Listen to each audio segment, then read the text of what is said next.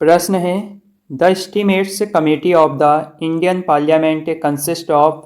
भारतीय संसद की प्राक्कलन समिति में निम्न शामिल हैं। Option A members of Lok Sabha only, केवल लोकसभा के सदस्य। मेंबर्स ऑफ राज्यसभा ओनली, केवल राज्यसभा के सदस्य। Both the members of Rajya Sabha and Lok Sabha, Rajya Sabha और लोकसभा दोनों के सदस्य। Elected members of Rajya Sabha only, केवल राज्यसभा के चुने हुए सदस्य। तो बताएं प्राक्कलन समिति में निम्न में से कौन से सदस्य शामिल होते हैं। प्राक्कलन समिति में शामिल होते हैं 30 सदस्य, 30 मेंबर, और सभी के सभी यानी टोटल जो मेंबर हैं 30, वो केवल लोकसभा के सदस्य होते हैं, यानी मेंबर्स ऑफ लोकसभा ओनली। तो राइट आंसर होगा प्राक्कलन समिति में 30 सदस्य होते हैं जो केवल लोकसभा के सदस्य होते हैं, यानी राइट आंसर है ऑप्शन ए। ऑप्शन ए को करेंगे हम टिक। उसके बाद हम चलेंगे थोड़ा आगे। आगे जो प्रश्न है बहुत ही अच्छा प्रश्न है, और प्रश्न इस प्रकार है कि संविधान संशोधन अधिनियम ने एक नया निर्देशक तत्व जोड़ा जो राज्य को पर्यावरण की रक्षा और सुधार करने का निर्देश देता है। प्रश्न एक बार फिर देखें कि संविधान संशोधन अधिनियम ने एक नया निर्देशक तत्व जोड़ा जो राज्य को पर्यावरण की रक्षा और सुधार करने का निर्देश देता है। ऑप्शन है 42वां संविधान संशोधन 1976, 38वां संविधान संशोधन 1975, 24वां संविधान संशोधन 1971 या 44वां संविधान संशोधन 1978। तो राइट आंसर है ऑप्शन ए 42वां संविधान संशोधन 1976। ऑप्शन ए राइट आंसर, इसे हम करेंगे टिक। और चलेंगे नेक्स्ट प्रश्न की ओर। और प्रश्न बहुत ही अच्छा है और इस प्रकार पूछा गया है, गैस के तहत भारत का संविधान यह प्रावधान करता है कि भाषाई अल्पसंख्यक समूह के बच्चों को शिक्षा के प्राथमिक स्तर पर मातृभाषा में शिक्षा के लिए राज्य पर्याप्त सुविधाएं प्रदान करने का प्रयास करेगा। ये किस आर्टिकल में मेंशन है, एक बार फिर सुने। भाषाई अल्पसंख्यक समूह के बच्चों को शिक्षा के प्राथमिक स्तर पर मातृभाषा में शिक्षा के लिए राज्य पर्याप्त सुविधाएं प्रदान करने का प्रयास करेगा। ये किस आर्टिकल में मेंशन है। ऑप्शन है article 350 B, article 349, article 351, article 350 A, और राइट आंसर है आर्टिकल 350 ए, यानी ऑप्शन डी होगा यहाँ राइट आंसर। ऑप्शन डी को करेंगे हम राइट। ऑप्शन डी है राइट, याद रखना है, बहुत ही अच्छा ये प्रश्न है। आर्टिकल 350 ए। उसके बाद देखिए ये कुछ समितियाँ हैं पंचायत से, इनको याद रखना है कि कौन सी समिति कब आई। कभी कभी आपसे ये भी पूछ लिया जाएगा अरेंज करने को, सबसे पहले कौन सी आई, बाद में कौन सी आई, या सही मिलान में भी, जिस प्रकार आजकल यूके ट्रिपल एससी के प्रश्न बन रहे हैं। तो पहला है बलवंत राय मेहता समिति, ये 1957 में आई। अशोक मेहता समिति ये 1977 में आई। जीवी के राव समिति 1985 में आई, और LM सिंघवी समिति 1986 में आई। और ये जो चारों समितियां हैं ये पंचायत राज से संबंधित हैं। कभी कभी प्रश्न ये भी पूछ लिया जाता है कि निम्न में से कौन सी समितियां पंचायती राज से संबंधित हैं। तो ये मेन पंचायती राज समितियां हैं जो आपको याद होनी चाहिए, और इनके वर्ष भी आपको याद होने चाहिए। बलवंत राय मेहता समिति 1975, अशोक मेहता समिति 1977, जीवी के राव समिति 1985 और LM सिंघवी समिति 1986। उसके बाद बहुत ही अच्छा ये प्रश्न है, देखिए प्रश्न में क्या पूछा गया है, किस राज्य विधानसभा चुनाव में पहली बार आदर्श आचार संहिता पेश की गई थी। ऑप्शन है कर्नाटक, आंध्र प्रदेश, तमिलनाडु, केरल। तो राइट आंसर है केरल। केरल में पहली बार पेश की गई थी आदर्श आचार संहिता। इंपॉर्टेंट है केरल के विधानसभा चुनाव में, इसको रखना है याद। और जो इसका राइट आंसर है वो है ऑप्शन डी केरल। उसके बाद वीडियो को लाइक करें। और प्रश्न है राष्ट्रीय आपातकाल की अवधि के दौरान लोकसभा के कार्यकाल को संसद के कानून द्वारा एक बार में डैश वर्ष के लिए बढ़ाया जा सकता है, यानी राष्ट्रीय आपातकाल के समय लोकसभा के कार्यकाल को कितने समय के लिए बढ़ाया जा सकता है। ऑप्शन है 1 वर्ष के लिए, 2 वर्ष के लिए, 3 वर्ष के लिए या 4 वर्ष के लिए।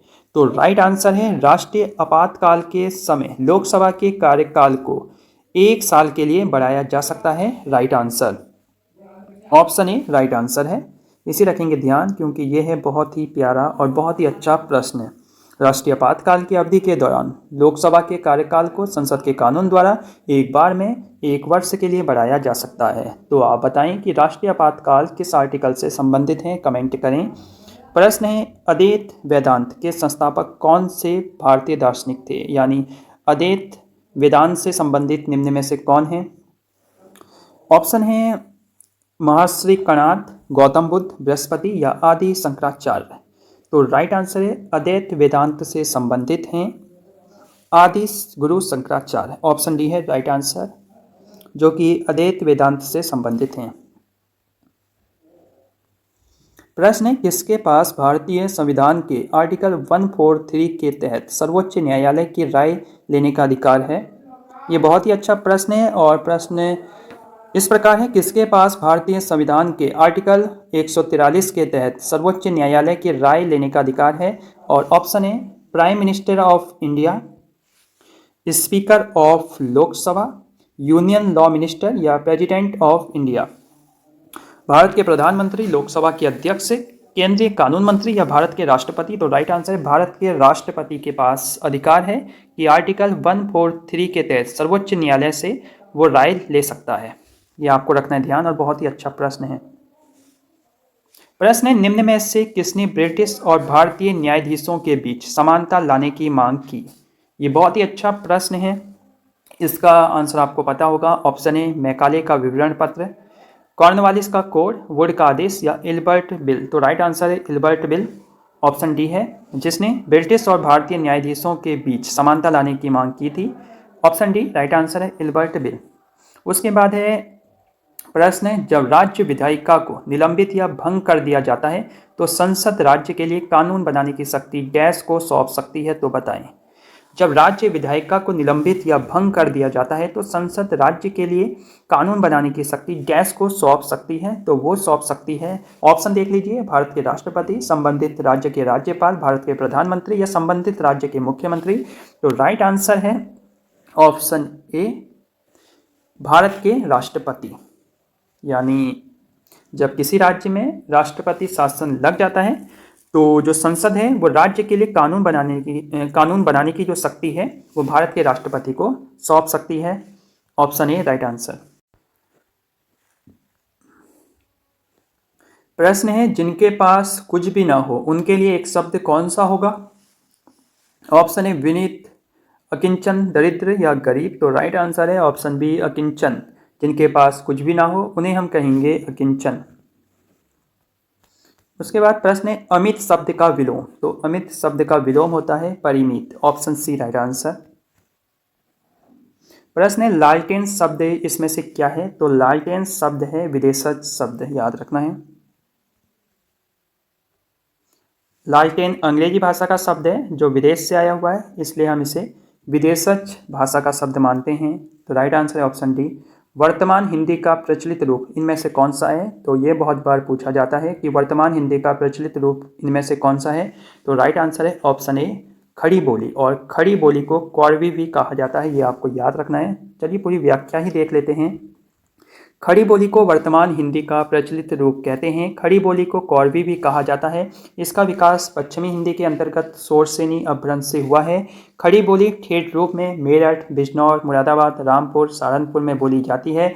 इनमें मेरठ की खड़ी बोली आदर्श और मानक मानी जाती है। तो बहुत ही अच्छा ये प्रश्न था और इसकी व्याख्या थी।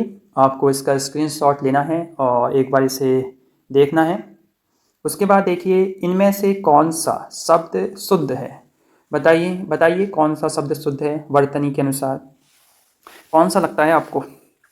तो राइट आंसर है ऑप्शन बी पुरस्कार। ये है राइट आंसर। पुरस्कार को हम इस प्रकार लिखते हैं। उसके बाद देखिए दो प्रश्न हैं। अध्यात्म शब्द का विशेषण कौन सा होगा? तो वो होगा आध्यात्मिक।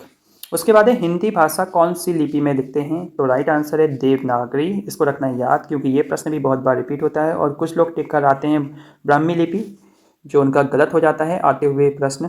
इसलिए देवनागरी और ब्राह्मी लिपि में कंफ्यूज नहीं होना है।